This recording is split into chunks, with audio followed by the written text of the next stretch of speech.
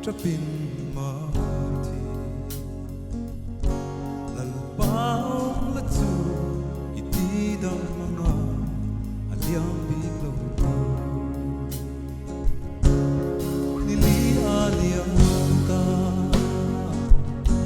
baisay na ako lalpang ay luwake kan fasetiam lo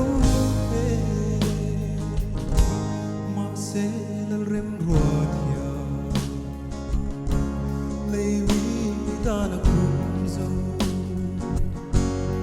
nili pon cái xe ở một nát lên ở varo quỷ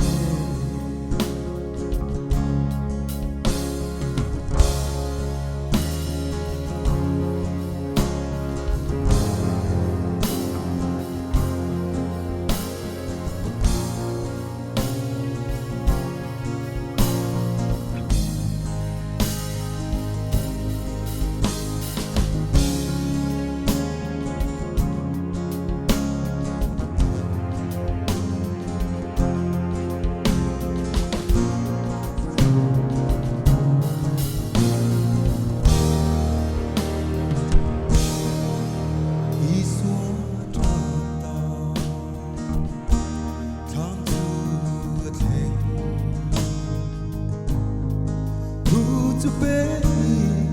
lung la son ro la zar lo chua gro van qua na tuam chung in alo chua ta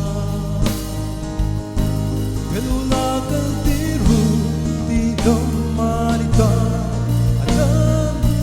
le ta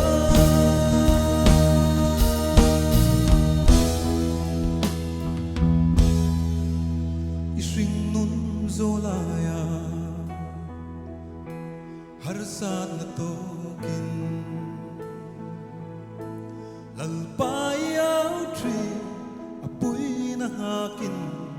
at leng silo mo